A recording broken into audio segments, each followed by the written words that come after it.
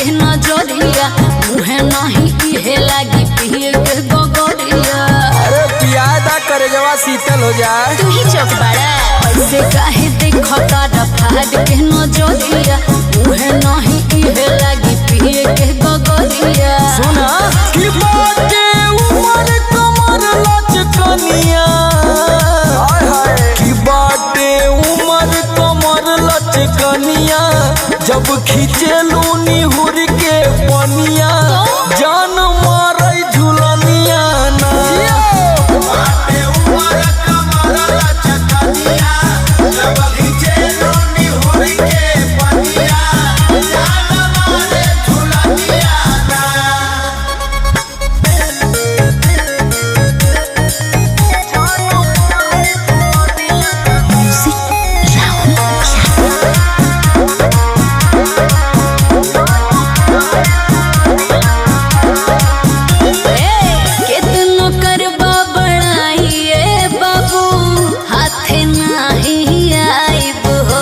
अच्छा लागल बा दिल में आग दाना हाँ चूरी से पियाई हो।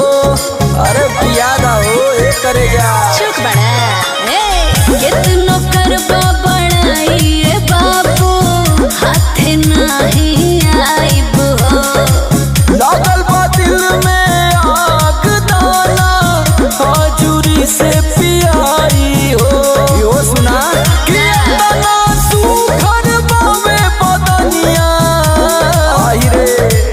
तना सुघर बावे बदनिया गोरिया लागे लू चुन मुनिया जान मारई झुलनिया ना।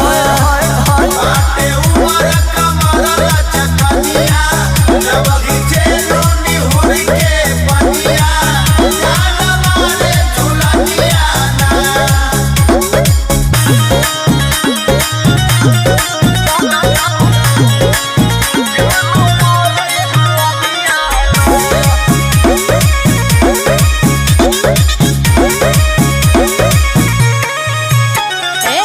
लागे न कबो देखले बड़ा लइकी हमरा जैसन हो।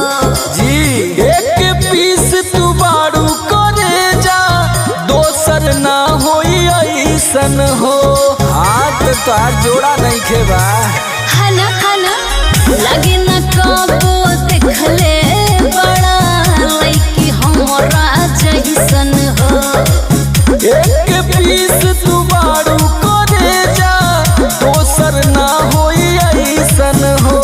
बुझाई कि बनी जा सोमर के दुल्हनिया का विचार बा। कि बनी जा सोमर के दुल्हनिया कहे अजित काश रनिया